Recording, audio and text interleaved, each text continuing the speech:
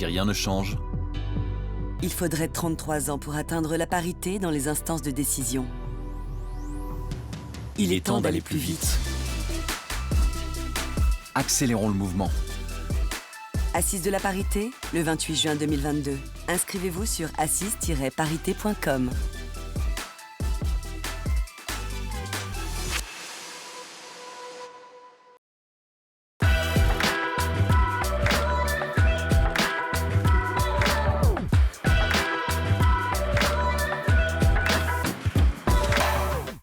Bonjour à tous, bienvenue à l'atelier L'éthique et les femmes, levier de performance pour l'entreprise.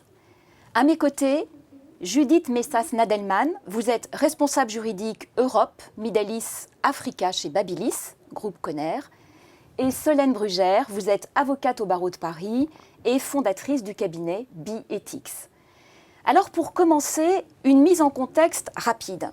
Dans la sphère privée, l'éthique renvoie à une réflexion sur nos valeurs qui vont diriger nos actions. Dans le cadre de l'entreprise, c'est plutôt la façon dont chaque collaborateur va appliquer les valeurs dans son entreprise. À l'occasion des assises de la parité qui nous réunissent aujourd'hui, notre réflexion sur l'éthique va s'articuler autour de 3 questions. L'éthique est-elle un sujet féminin ? En quoi la vision des femmes est un atout pour l'entreprise en termes de management, de stratégie et de performance ? Et enfin, comment mettre en place une politique vertueuse, éthique et responsable ? Solène, je me tourne vers vous pour la première question. Quand on parle d'éthique, ça veut dire quoi ? Et est-ce que c'est un sujet féminin ? Question délicate et touchy. D'abord, on peut proposer de revenir peut-être sur le concept d'éthique que parfois on peut confondre avec la morale ou d'autres notions qui sont proches. L'éthique, en fait, c'est une interrogation. J'aime bien la définition d'Axel Kahn, qui est issue de son livre « L'éthique est une boussole ». C'est une interrogation sur la vie bonne et les valeurs qui la fondent. Au contraire de la morale qui est statique, qui s'impose, qui est figée, et qui est une différence entre libre arbitre entre le bien et le mal, l'éthique, c'est un mouvement et qui vient s'appliquer aux actions que l'on va diriger, décider au quotidien. Et donc, ça peut se définir comme une réflexion sur le sens et la valeur de nos actions qui vise à déterminer les principes du bien agir en tenant compte de contraintes de notre environnement. Et puis, comme au théâtre, c'est dans le cadre d'une unité de lieu et d'action en fonction d'un périmètre circonstancié. Donc l'éthique des affaires, pour revenir à l'entreprise, ça va regrouper l'ensemble des règles, des normes, des codes de déontologie par exemple, ou des principes qui vont orienter, qui vont guider les comportements individuels, collectifs et la stratégie de l'entreprise. Et l'éthique d'entreprise, c'est donc à la fois cette application de principes ou de valeurs éthiques à la conduite des affaires qui vont donc gouverner le sens de l'action en interne, sachant que quand on adopte une démarche éthique, eh bien, ça permet aussi d'atteindre des objectifs de conformité, par exemple, qu'on a pu se fixer. Très bien. On comprend bien que l'éthique des affaires, en fait, c'est la résultante d'une construction sociale. Judith, quel est votre regard sur ce sujet ? Alors, pour rejoindre et pour compléter le propos de Solène, sur la définition de l'éthique, je compléterai effectivement par un éclairage du sens étymologique de l'éthique. Donc, effectivement, l'éthique peut signifier morale au sens latin du terme et peut désigner les mœurs si on reprend l'origine étymologique grecque. Et effectivement, on passe d'une morale à une action plutôt collective. Des règles de conduite. Donc on est entre effectivement des règles morales et des règles de comportement. En quoi les valeurs éthiques seraient plus un sujet féminin, donc en quoi ce serait une construction sociale je vais peut-être laisser Solène en parler parce que je crois qu'elle avait prévu de parler de cette problématique de construction sociale. Mais je reviendrai plus tard en disant qu'effectivement, il ne faut pas rentrer dans le stéréotype social de j'attribue une valeur éthique plus aux femmes qu'aux hommes. Solène. Oui. Absolument. C'est vrai qu'après ce premier cadrage de définition, en fait, finalement, l'éthique, ça vise à rendre des pratiques plus responsables, justes et respectueuses des personnes et de l'environnement. Donc, ça rejoint aussi les démarches de RSE qu'on va évoquer tout à l'heure. En revanche, c'est vrai que cette question de savoir si c'est plus féminin ou pas, c'est un sujet. Il ne faut pas tomber dans les stéréotypes de genre qui viennent assigner certaines qualités aux femmes ou aux hommes. En revanche, c'est vrai qu'il y a de nombreuses études qui ont été publiées sur le sujet parce que ça interpelle. Il semblerait, selon les études qu'on peut trouver sur Internet, il y en a de très nombreuses, que les femmes peut-être adopteraient plus de valeurs ou se rapprochent plus de valeurs dites éthiques, mais en fait, c'est le fruit d'une construction sociale en fonction des qualités qu'on attribue aux femmes en réalité. Et donc, selon les études, c'est vrai qu'on voit que les femmes seraient plus écolos que les hommes. Mais pourquoi ? Il se trouve que les études montrent qu'elles recyclent plus que les hommes. Mais en fait, c'est parce qu'elles sont aussi plus assignées aux tâches ménagères encore, donc c'est elles qui font plus ces tâches-là. Mais c'est vrai qu'on peut en rire un peu. Christine Lagarde disait, si Lehman Brothers s'était appelé Lehman Sisters, la banque d'affaires n'aurait peut-être pas fait faillite. Donc voilà, elles sont plus. Par contre, ce qu'on constate aussi, c'est que dans les entreprises, elles sont plus aptes pour guider, pour mettre en place des codes de bonne conduite, par exemple, ou des codes de déontologie, ou des comités d'éthique. Alors c'est vrai que c'est intéressant d'avoir ça, on le développera, on en parlera un tout petit peu plus tard. Mais pour finir sur ce sujet, en revanche, il y a un besoin d'éthique constant et permanent par rapport aux enjeux féminins. C'est là où l'éthique était un enjeu féminin.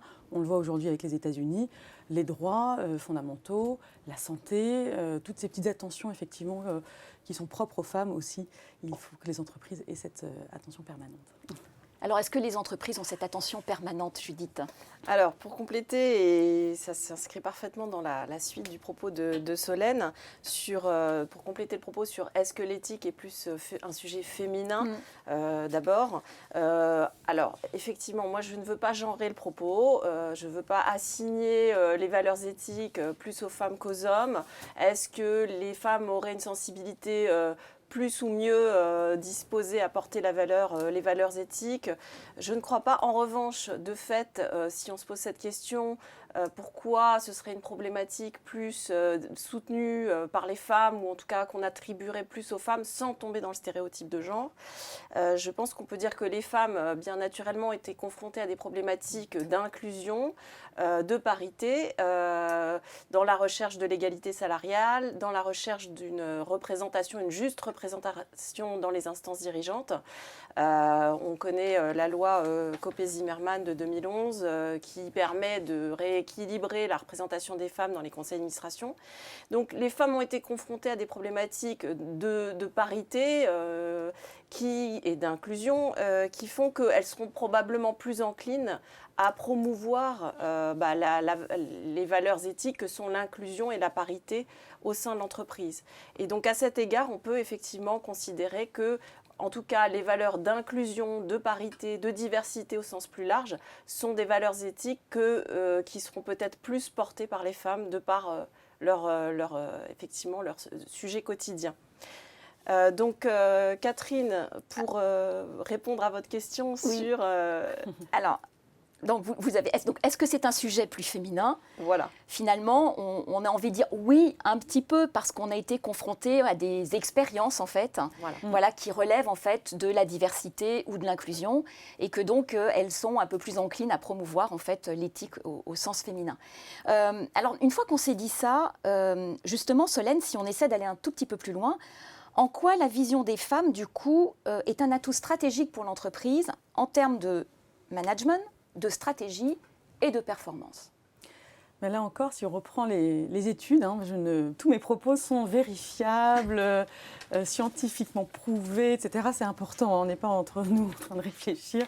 Et là, il y a de nombreuses études, notamment qui ont été publiées dans les plus grandes revues économiques mondiales, qui viennent démontrer, attester, qu'avoir plus de femmes au sein de l'entreprise, que ce soit au poste d'encadrement ou au poste de gouvernance, eh bien, cela a un effet très positif sur la performance d'abord économique de l'entreprise, mais aussi la performance extra-financière. Sur la performance économique, chiffre à l'appui, c'est un taux de rentabilité supérieur, ce sont des bénéfices, des excédents bruts d'exploitation supérieurs, etc. Pourquoi ? Bon, on peut dire quand même, souvent les femmes ont des les petites filles ont des bonnes notes à l'école, elles sont performantes, elles sont sérieuses. Quand on les met évidemment à la tête d'entreprise, ça fait plus de cerveaux qui réfléchissent à la stratégie et à tous les enjeux. Et donc évidemment, ça va multiplier les atouts pour pouvoir avoir une vision stratégique et pour l'entreprise bénéfique.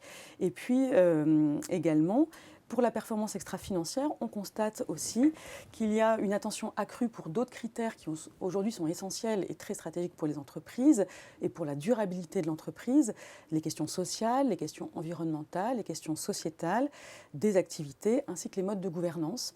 Donc effectivement, on constate une attention particulière en termes de qualité de vie au travail, de conciliation d'équilibre vie privée, vie professionnelle, souvent impulsée par les femmes.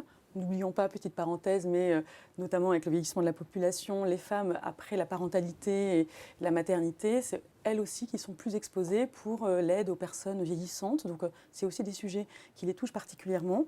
Et puis, on voit que les actions qui sont menées sont bénéfiques pour l'ensemble de l'entreprise, individuellement et pour la planète. Donc, plus de démarches vertueuses, éthiques. Le bonus et l'intérêt, il est multiple, puisque c'est aussi une source de croissance externe. Pourquoi ? Parce qu'aujourd'hui, toutes ces actions-là, qu'elles soient extra-financières ou autres, ça fait partie des critères de sélection de la clientèle, des grandes entreprises, des fournisseurs. Il y a une exigence aussi de la clientèle maintenant qui devient de plus en plus attentive à la consommation, que ce soit les déchets ou des bonnes pratiques en matière sociale. Et donc, ce sont des atouts qui deviennent, en termes d'attractivité aussi pour les entreprises, pour les personnes qui vont travailler, ce sont des critères de choix. Donc on voit que cette vision-là, eh bien, elle est extrêmement bénéfique sur tous les plans et donc il faut évidemment l'encourager le plus possible. C'est un cercle vertueux. J'ai des exemples si vous voulez. Oui, allez-y. On a un petit peu de temps. Là, vous pouvez nous donner quelques exemples, justement. Bon, alors si je peux mettre sur en matière d'écologie et de bien-être en entreprise, si je peux citer ma grande théorie de l'impact de la cravate, dont on a beaucoup parlé en amont. En fait, là aussi, c'est scientifiquement c'est prouvé. Dans les années 60, en fait, la température de la climatisation a été fixée selon le ressenti d'une personne moyenne, c'est-à-dire un homme de 40 ans, sachant qu'il est un peu plus chaud que les femmes. Donc aujourd'hui, souvent, c'est un constat, et les personnes qui peuvent regarder peuvent se poser la question, parfois les femmes ont froid dans les entreprises, se mettent des pulls alors qu'il fait 40 degrés dehors, et tout cela parce que la température a été fixée selon des normes qui n'ont pas été pensées, qui ont été pensées que par des hommes qui n'ont pas intégré une pensée féminine. Donc on voit aujourd'hui qu'il y a des réflexions, et en plus ça a un impact sur l'environnement, puisque c'est une plus grande consommation énergétique. J'ai aussi un autre exemple sur des produits, des solutions, notamment en matière de sécurité. Quand il y a 100% d'ingénieurs hommes, eh bien, on voit qu'il y a des solutions qui parfois ne sont pas adaptées aux besoins des femmes. Et ça a même un impact sur leur santé, sur notamment en termes de sécurité routière et autres. Donc il y a vraiment des réflexions à mener. Et puis un autre exemple, la vertueux plus générale de ce qu'on peut avoir comme bénéfice pour une entreprise quand on met en place comme ça ces actions à impact social ou environnemental plus porté par les femmes. Moi, j'ai un bon exemple assez récent que j'ai appris qui est dans un EHPAD. C'est un secteur très sinistré, très féminisé, très compliqué, avec un fort enjeu d'attractivité des métiers. Et là, un exemple où on voit une direction qui met en place au départ des initiatives écologiques, on va économiser un peu l'eau, on va faire attention aux déchets. Bon, ça a un impact financier, l'EHPAD économise 40 000 € par an. Et puis, il continue toutes les démarches. Et petit à petit, il met des tricycles électriques pour les personnes, pour plus de mobilité. Résultat, la collectivité va développer des pistes cyclables. Et au fur et à mesure, il y a tellement d'initiatives vertueuses qu'il y a une meilleure qualité de vie au travail, une bien-traitance des personnes qui vivent. Et il y a une file d'attente de personnel pour aller travailler dans cet établissement-là. Donc je trouve que c'est un très bel exemple de montrer comment toutes ces petites actions, en fait, de la plus grande à la plus petite, sont vertueuses et donc bénéfiques pour l'entreprise. Merci Solène. Donc moi je retiens que la parité, en effet, c'est un levier de croissance. On a évoqué tout à l'heure justement parité, inclusion. Donc la parité, elle s'inscrit aussi dans une démarche qui est beaucoup plus large d'inclusion et de diversité. Et Judith, j'ai envie de me retourner vers vous pour vous demander en quoi c'est un atout pour l'entreprise. Alors, sans tomber effectivement dans des poncifs d'attribuer effectivement la parité, enfin de faire un lien direct entre parité et performance, Là aussi, j'ai été regarder des études qui parlent plus de diversité, d'inclusion et donc de parité. D'accord. Une étude très intéressante du cabinet Deloitte de 2020 qui s'appelle Diversité et inclusion. Comment faire de l'inclusion un levier de performance des organisations. Donc effectivement, la parité s'inscrit dans l'inclusion, en ce qu'effectivement l'inclusion va rechercher à intégrer dans un tout, une organisation, les variétés de profils et de genre. Donc la parité s'inscrit dans l'inclusion. On pourrait dire déjà, sans se baser sur cette étude, qu'une vision diverse va forcément contribuer à la diversité des points de vue, à enrichir les discussions. Un leadership diversifié va probablement stimuler l'innovation, la créativité. Et en cela, on pourra effectivement se dire que l'inclusion, la parité sont des facteurs de performance de l'entreprise. Et pour citer cette étude de Deloitte, effectivement, parmi les DRH interrogés, la diversité et l'inclusion contribuent à 80%, selon eux, être des avantages compétitifs. De même, dans un rapport de l'OIT, l'Organisation internationale du travail, de 2019, les entreprises engagées dans une démarche d'inclusion ont près de 60% de chances supplémentaires de voir leur profit, leur productivité augmenter et d'avoir une meilleure réputation, d'avoir plus de facilité à attirer mais aussi à conserver les talents, ainsi qu'à engendrer, comme je l'indiquais, plus de créativité et d'innovation. Ça, c'est un rapport de l'Organisation internationale du travail. De la même manière aussi, dans l'étude de Deloitte à laquelle je faisais allusion, il est indiqué que 57% des 18-34 ans estiment que leur entreprise devrait accroître la diversité et l'inclusion sur le lieu de travail. Donc à tous égards, on comprend aussi bien au niveau du management, parmi les DRH interrogés, que des jeunes talents, l'inclusion, en ce qu'elle recoupe aussi la parité, est un facteur de productivité, mais aussi d'attractivité. Pour dépasser aussi ces critères d'attractivité et de productivité, la recherche d'inclusion et de la parité permet aussi de donner du sens aux collaborateurs. On sent une montée en croissance de la recherche de sens parmi les collaborateurs et en particulier chez les jeunes talents. Donc cette recherche de sens va recouper aussi avec notre sujet d'aujourd'hui qui est l'éthique. L'éthique, c'est porter des valeurs, l'entreprise va porter des valeurs. Et si parmi ces valeurs, nous avons les valeurs d'inclusion, de diversité, de parité, les collaborateurs, et ça rejoint aussi l'exemple de l'EHPAD, c'est-à-dire que je recherche des valeurs éthiques que sont le respect de l'environnement, je vais accroître l'attractivité et le souhait parmi mes collaborateurs de rester au sein de l'entreprise parce que je recherche effectivement un alignement entre mes valeurs et les valeurs de l'entreprise. Donc si ces valeurs d'inclusion sont portées par l'entreprise, j'ai de fortes chances non seulement d'attirer des nouveaux talents, mais de conserver mes talents. Donc à tous égards, on pourra dire effectivement que la vision des femmes et l'inclusion est un facteur d'attractivité évident au sein de l'entreprise. Dans les entreprises. Oui. Alors, une fois qu'on s'est dit ça, en disant que c'était un facteur, en effet, d'attractivité évident, concrètement, au regard chacune, parce que vous avez un parcours d'avocate, un parcours donc de responsable juridique au sein de grands groupes, au regard de vos expériences respectives, j'ai envie de dire comment est-ce que ça se met en pratique ? Et là, du coup, Judith, je vous redonne la parole. Comment mettez-vous en place justement une politique vertueuse, éthique et responsable ? Alors, vous avez aussi différentes, vous êtes aujourd'hui chez Babilis, vous avez aussi d'autres expériences professionnelles. Donc voilà, partagez-nous vos retours d'expérience. Alors, j'ai envie de faire un lien assez rapide entre l'éthique et la responsabilité sociétale des entreprises, ou RSE, plus communément appelée RSE. D'accord. Effectivement, dans mes expériences passées, présentes, les valeurs éthiques de l'entreprise qui sont le respect des collaborateurs, le respect de l'environnement, répondre de ses actes, répondre des activités de l'entreprise à l'égard de son écosystème, ce sont des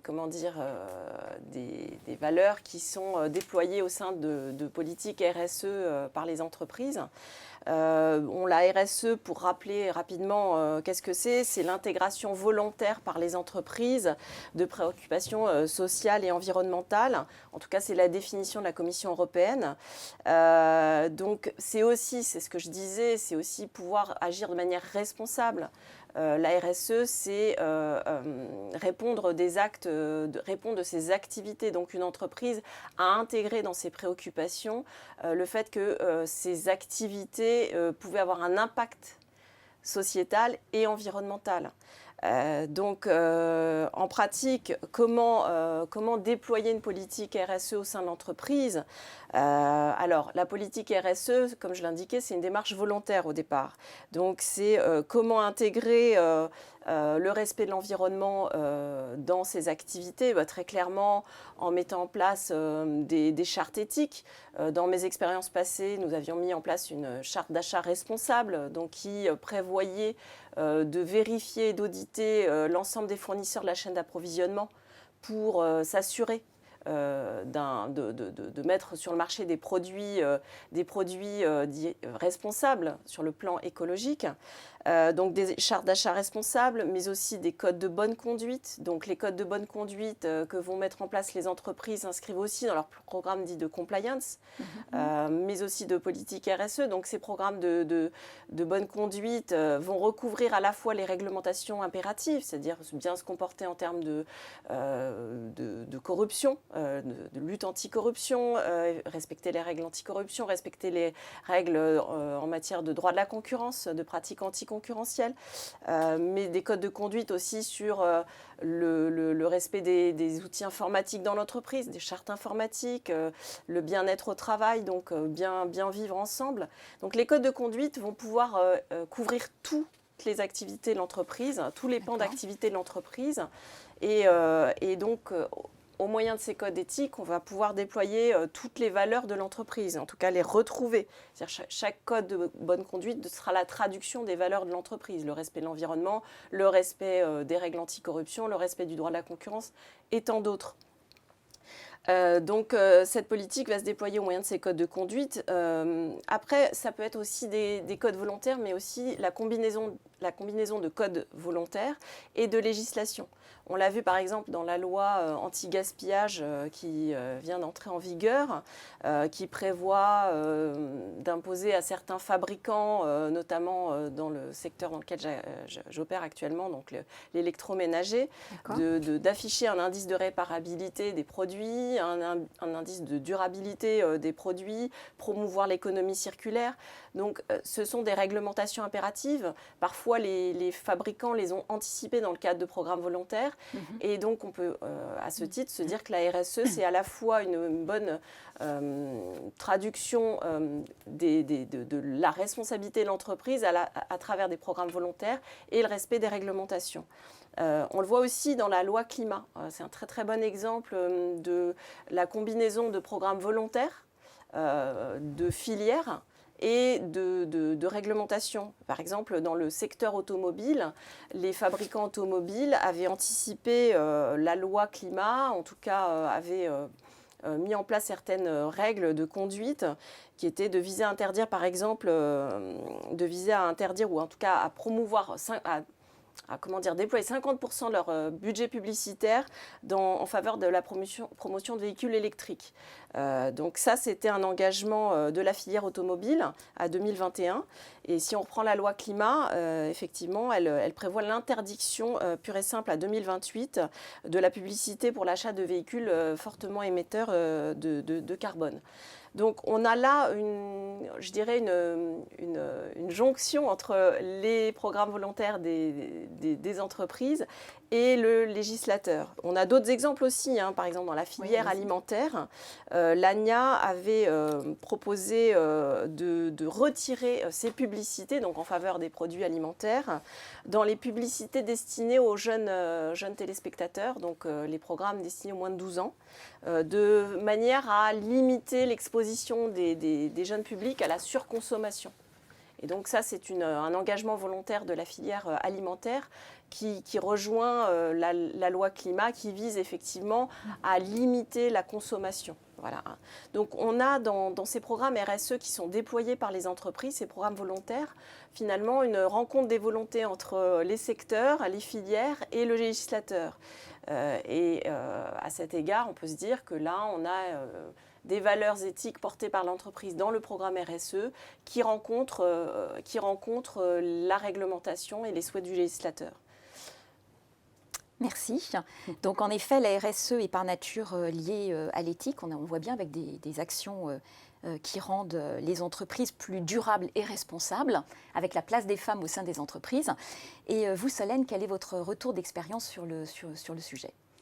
Si on a un petit peu le temps de on développer. a largement le temps pour développer, donc vous pouvez y aller. On avait peu de temps, mais en fait, on a le temps, c'est merveilleux. Oui. On va pouvoir justement prendre le temps pour faire écho à un concours de poésie que j'ai co-créé, du coup, je pars dans le secteur des personnes âgées, prendre le temps. Et pour rebondir sur ce que dit Judith, effectivement, sur le lien avec la réglementation, ce qui est intéressant et les différentes filières, il y a plusieurs choses à dire, mais on peut voir aussi que la réglementation, elle a évolué au fur et à mesure du temps, à partir justement notamment de crises éthiques qui se sont passées. Alors si on a un peu le temps de déployer sans rentrer dans un cours de 2 heures de droit d'éthique des affaires qu'on fait à l'école d'avocat, mais depuis le XVIIIe siècle justement, avec des entreprises qui avaient un grand impact dans le monde, etc., qui prônaient des bonnes valeurs, mais qui en fait dans les faits avaient des comportements soit qui ne respectaient pas les droits humains, soit qui avaient des fraudes fiscales, etc. Il y a eu dans l'histoire plusieurs lois qui se sont créées, notamment le principe pollueur-payeur à la suite de drames de pollution qui ont été catastrophiques pour la planète. Il y a eu la loi Sapin II, effectivement, à la suite aussi peut-être d'émergence de besoins en matière éthique, de corruption, etc., pour un peu assainir les pratiques commerciales. La loi Copé-Zimmermann, c'est parce que effectivement, ça ne bouge pas si on ne met pas en place des quotas, et même si Marie-Jo Zimmermann qui me disait, et qui dit d'ailleurs que les quotas, elle n'est pas forcément pour dans les conseils d'administration ou dans les COMEX, mais force est de constater que si on ne donne pas une impulsion légale, il ne se passe rien. Et 10 ans après, avec un premier bilan de cette loi, eh bien effectivement, on voit que les entreprises qui ont été un peu contraintes d'aller vers une conformité, eh bien, ont mis en place des actions. Et du coup, aujourd'hui, elles en tirent des fruits bénéfiques dont on a parlé tout à l'heure. En revanche, les entreprises, celles qui n'étaient pas soumises parce qu'elles étaient plus petites, etc., n'ont pas tellement bougé. Et c'est dommage. Donc il y a aussi c'est là où on rejoint le droit et la démarche volontaire. On peut aussi très bien choisir, quand on est une entreprise, même de moins de 50 salariés ou autre, d'aller vers des standards éthiques élevés sur la base des modèles qui sont portés par des grandes entreprises dont on voit les effets bénéfiques. Tout le monde a intérêt à aller dans cette voie-là. Et ce qui est intéressant aussi, c'est qu'on voit l'émergence d'un droit de la RSE qui est en train de naître finalement, qui à départ effectivement était purement volontaire.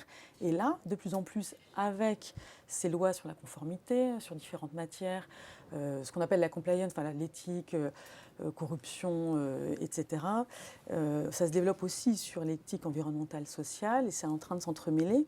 Et là même, il y a eu quand même une évolution historique avec le Code civil, notamment qui a fait rentrer à travers la loi Pacte ces obligations pour les entreprises. Aujourd'hui, c'est plus un choix ou juste un petit vernis pour faire joli. Non, c'est les entreprises aussi. Toutes les entreprises, dit l'article 1833 du Code civil, je ne pouvais pas ne pas citer un article, doivent avoir un objet social qui doit intégrer et prendre en considération tous les enjeux sociaux et environnementaux de son activité.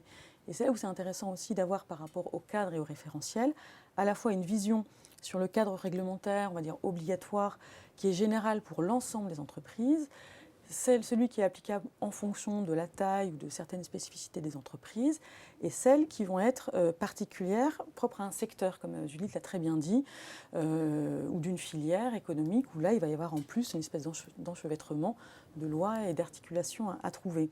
Mais donc aujourd'hui, le Code civil prévoit cette obligation, puis cette faculté aussi pour les entreprises de se renforcer, même avec ces outils corporate. On peut mettre dans les statuts la raison d'être d'une entreprise. On peut dire, tiens, moi, mon entreprise, c'est pas juste vendre tel ou tel produit, c'est je le fais parce qu'il y a un besoin, parce que ça va répondre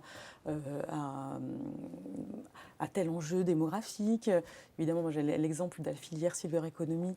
C'est toutes les entreprises qui produisent des biens et des services pour une population vieillissante. Mais en fait, cette filière, elle est totalement transversale. Elle touche tous les secteurs d'activité, même si on vend des produits de beauté ou autres. Dès lors que la clientèle vieillit, dès lors que les salariés vieillissent, que les parents des salariés vieillissent, tout le monde est concerné par cet enjeu démographique fort, lié à un double enjeu à la fois augmentation du nombre de personnes âgées, augmentation de la durée de vie, augmentation du nombre de personnes handicapées également, qu'il y a de plus en plus, etc. Ça crée de nouvelles déficiences, plus de personnes qui ont une déficience visuelle. Les entreprises doivent s'adapter. Et ça va d'adapter des documents commerciaux. Moi, je suis pour l'adaptation des contrats, pour qu'ils soient plus lisibles aussi, plus clairs. On parlait de legal design aussi dans le cadre de la préparation, d'anticiper dès le départ tous ces enjeux-là, et puis de les proposer, de savoir innover. Je crois qu'on a encore un peu le temps, donc je peux continuer. Oui. Donc voilà, ce cadre réglementaire. Donc là, évidemment, les entreprises, je les invite à s'appuyer sur les forces juridiques internes, les directeurs, directrices juridiques, ou éventuellement externes s'il y a un besoin d'un appui sur tel ou tel point particulier pour être orienté, pour connaître tout cela. Et puis en phase, à l'intérieur, un peu oser innover pour développer une culture éthique dans l'entreprise avec plusieurs initiatives. Alors par exemple, ça peut aller, je peux citer du coup des exemples que moi qui sont en place, qui sont en cours en ce moment. Très bien. Ce qui est important de noter, ça c'est un constat, c'est qu'il ne faut pas culpabiliser si on est un petit peu au départ dans les prémices d'une mise en place d'une démarche éthique. Toutes les entreprises, à ce que je vois, qu'elles soient toutes petites ou très grandes, sont sur ce chemin, ce fameux chemin dont on parlait de mouvement et d'éthique. Certaines sont plus ou moins avancées que d'autres, mais c'est un chemin qui se met en place et qui surtout, un petit peu comme dans un jardin, on plante des graines comme ça, et puis pour que les plantes poussent, il faut les arroser régulièrement. Donc c'est une démarche comme ça qui peut être mise en place, des programmes qui peuvent être mis en place sur manière plusieurs mois ou plusieurs années. Chaque année, par exemple, on peut se mettre un objectif. Tiens, je veux agir sur telle ou telle thématique. Là, on m'a demandé, par exemple, d'agir sur pourquoi pas, la sensibilisation au sexisme l'année prochaine. Qu'est-ce qu'on peut faire ? On peut mettre en place des sensibilisations, des formations. Moi, je peux faire venir, j'ai la chance de connaître beaucoup de personnes expertes, soit qui ont écrit des livres, soit qui sont très impliquées sur ces sujets, pour faire des conférences, pour sensibiliser, pour faire des ateliers pratiques. J'ai découvert hier une fresque de la diversité, par exemple, qui peut être mise en place aussi pour sensibiliser à l'ensemble des discriminations, qu'elles soient à l'égard des femmes, des personnes en situation de handicap, etc. Et ça, ce sont des ateliers très pratiques. Au bout d'1 heure, 2 heures, 3 heures, tout le monde est transformé, en fait, et on change les pratiques et nos mentalités. Dans le secteur du grand âge, on a pu me demander, par exemple, de sensibiliser, alors ça c'est intéressant, c'est les opérationnels sur le terrain, des commerciaux qui vont vendre en l'occurrence des douches au domicile de personnes âgées, et même les poseurs de douches qui n'ont peut-être jamais fait un cours de droit de leur vie, ni un cours d'éthique, juste pour leur dire, une petite sensibilisation à certaines valeurs, à certaines attentions qu'il faut avoir dans cette démarche de culture éthique.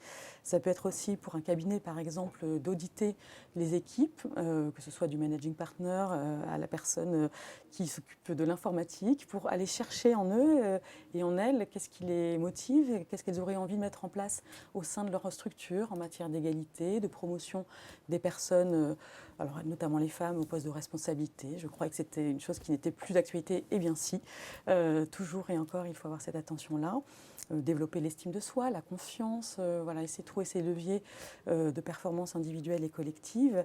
Et puis, mettre en place aussi des actions. Ce qui était ressorti en priorité, c'est la qualité de vie au travail, c'est le bien-être, c'est l'équilibre Voilà, donc ça peut faire venir pourquoi pas des thérapeutes, mais tout est évidemment, ça j'ai une équipe maintenant au top, mais que ce soit la sophrologie, la kiné, la méditation, qui est, selon une étude qui est sortie récemment, la meilleure atout pour un management bienveillant.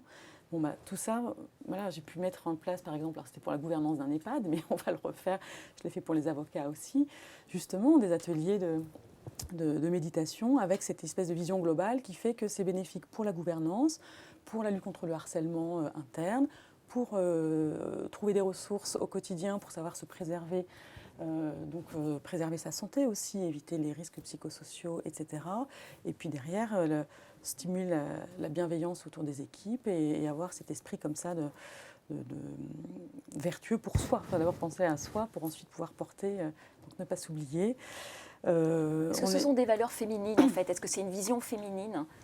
Non, mais alors là, c'est aussi porté, j'avoue, dans mon équipe, pour aussi stimuler la sororité et l'entrepreneuriat féminin, des personnes souvent qui sont mamans, qui ont monté leur entreprise autour de ces valeurs-là, qui ont envie de les porter. Et je trouve qu'ensemble, on est plus forte quand on arrive. Et après, en plus, moi, le bénéfice, c'est que ça peut être valorisé au titre des actions RSE, avec une petite attestation d'avocate que les entreprises aiment bien. Non, il y a aussi des hommes. Et ça, je dois aussi dire que, alors notamment dans le secteur du soin de l'accompagnement, que ce soit le philosophe avec lequel j'ai travaillé, qui était un grand éthicien, qui a fait une charte encore d'accompagnement pour les personnes âgées, ou d'autres personnes, de plus en plus d'hommes osent aussi développer leur sensibilité peut-être, et me confient leur envie d'avoir une entreprise qui est plus respectueuse de ces équilibres-là, de la qualité de vie. Donc, est-ce que c'est universel en fait mais on peut stimuler ces sujets-là. Après, j'ai d'autres exemples très concrets de rédaction. Justement, tu disais rédaction des chartes, etc. Mais après, il faut les faire vivre. Donc, les actions, des programmes, et puis une communication, un petit sujet sur la communication égalitaire. Pour arrêter d'invisibiliser les femmes, c'est important, notamment pour leur faire prendre conscience, notamment pour aller accéder à certains postes, etc. Moi, je suis très sensible à ces sujets-là. Un petit quelques gouttes d'encre supplémentaires pour un langage égalitaire, un petit toutes et tous, un petit langage inclusif qui va ne pas oublier les personnes. C'est important, ça fait du bien. Et de plus en plus de personnes y sont sensibles aussi. Voilà. Judith, vous avez peut-être envie de dire quelques mots sur ce sujet. J'ai envie de compléter les exemples de Solène qui sont très intéressants. Je pensais tout simplement sortir de la crise sanitaire. Est-ce qu'on sort de la crise sanitaire? Je ne saurais le dire encore. Mais beaucoup d'entreprises ont signé des accords de télétravail. Et j'ai envie de dire que c'est une bonne illustration de ce que peut être un programme volontaire d'une entreprise et en même temps une forte incitation des pouvoirs publics. Parce qu'un accord de télétravail, c'est éminemment éthique. L'accord de télétravail va permettre de réduire l'empreinte carbone de l'employeur en réduisant les déplacements, va permettre de contribuer à un bon équilibre entre vie personnelle et vie professionnelle, en particulier pour les femmes, dans effectivement ce qu'on appelle leur double fardeau, ou leur fardeau, en tout cas leur vie, leur deuxième vie quand elles rentrent du travail.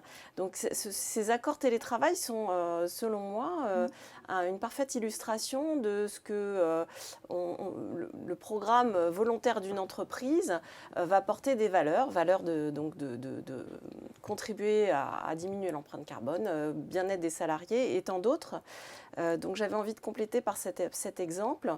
Donc la crise sanitaire a eu au moins, je dirais, cet effet bénéfique de nous faire avancer sur ces programmes, sur ces accords de télétravail. Sinon, d'une manière plus large, sur en quoi l'inclusion, en quoi la parité est un facteur de performance, d'attractivité. Effectivement, au départ, ce sont les valeurs de diversité et d'inclusion sont des valeurs morales, des valeurs éthiques, qui deviennent en fait des valeurs économiques, puisqu'on l'a vu. L'inclusion, la diversité, la parité sont des facteurs de performance de l'entreprise. Donc dès lors que ce sont des facteurs de performance de l'entreprise, eh bien, ce ne sont plus seulement des enjeux éthiques, mais des enjeux aussi économiques. Et j'ai envie de dire qu'il ne faudrait pas non plus que le fait que ces enjeux éthiques deviennent des enjeux économiques, atténue la recherche au départ de valeurs qui sont des valeurs qui doivent être portées par un souhait de contribuer, je dirais, à la pérennité de nos activités, mais aussi à la pérennité de l'environnement dans lequel on s'inscrit. Donc voilà, la bonne combinaison entre la recherche d'une valeur éthique et à la fois qui représente un facteur de performance, c'est pour moi, ça n'est pas antinomique. C'est-à-dire qu'il ne faudrait pas dévoyer la recherche d'un principe éthique par une simple recherche de performance. Voilà, c'est ça que j'essaye de dire. Mais en fait, on se rend compte que ce n'est pas incompatible. On peut tout à fait inscrire ces activités dans la durée, dans la pérennité, et donc et également répondre aux souhaits de l'actionnaire, puisque de toute façon aujourd'hui les actionnaires, on n'en a pas parlé, mais aussi les fonds d'investissement mettent au cœur de leurs critères de sélection, et surtout les fonds d'investissement, des critères extra-financiers, donc des critères de respect de l'environnement, des critères de respect effectivement d'engagement sociaux de l'entreprise. Donc on se rend compte finalement que la recherche de la poursuite d'objectifs éthiques n'est pas incompatible, bien au contraire, avec la performance et la pérennité de l'entreprise. Bien, écoutez, il nous reste quelques minutes encore, donc je vous propose chacune votre tour un petit mot de la fin, ce que vous avez envie de dire pour clôturer cet atelier. Solène, je vous rends la parole. Il y a tellement de choses à dire. Je sais. Non, mais deux petits points aussi. C'est vrai qu'on a parlé beaucoup de performance, mais c'est aussi un cadre vertueux pour l'épanouissement individuel et collectif. On parlait de sens tout à l'heure. Donc, mettre en place ces actions-là, on a envie aussi d'être heureux au travail avec une entreprise qui va porter, qui va défendre des valeurs. Et ce que je trouve intéressant, et ce que je constate sur le terrain, c'est qu'il y a vraiment un grand accueil très positif des personnes qui ont envie, par exemple, qui sont même parfois engagées dans des associations, dans leur vie privée, etc. Et quand ils savent que l'entreprise propose de soutenir leurs actions, ça les rend extrêmement heureuses. Donc je trouve ça génial, puisque ça a vraiment un impact très, très bénéfique à de multiples égards. Ça, c'est de l'action plutôt pro bono, parce qu'on peut avoir des actions en interne, mais aussi, pourquoi pas, favoriser des actions aussi en externe qui vont porter ces valeurs-là. Et puis, comme on voit tous les atouts, le bénéfice de l'intégration de plus de femmes au sein de les gouvernances, eh bien, je ne peux qu'inciter les entreprises à intégrer plus, notamment de directrices juridiques qui portent en elles les valeurs entre les formations de droit, de la réglementation, la créativité, enfin toutes ces valeurs-là qu'elles incarnent et qu'elles portent, et qui peuvent ensuite insuffler et être extrêmement prolifiques, bénéfiques pour les entreprises dès lors qu'elles sont dans ces postes de gouvernance. Donc je trouve que c'est intéressant avec le Cercle Montesquieu d'avoir cette réflexion aussi. Les femmes sont des atouts stratégiques autour de cette éthique et des valeurs portées. Donc en tout cas, c'est un grand bonheur de pouvoir échanger sur ces sujets avec vous. Merci Solène. Judith, il nous reste exactement 4 minutes, donc on a encore un tout petit peu de temps, donc ça va être... J'ai envie aussi de rebondir sur ce que disait Solène, et en tant que membre du Cercle Montesquieu, effectivement, la fonction juridique est largement représentée par les femmes, effectivement, qui sont nombreuses sur les bancs des facultés de droit. Donc, d'avoir une juste représentation dans les organisations des femmes me paraît être, je dirais, la résultante naturelle de leur représentation dans leur cursus universitaire. Donc, je dirais, cette recherche de parité, elle est simplement normale parce que les femmes se forment au droit pour avoir envie de déployer leurs compétences dans les organisations et dans les plus hautes fonctions, mais pas que. Donc cette recherche, elle est naturelle et elle est juste. Et si je parle de justice, je recoupe la problématique de l'éthique. Donc, c'est de trouver une juste représentation dans les organisations, une juste représentation des femmes. C'est une valeur éthique éminemment importante. C'est la juste représentation des femmes.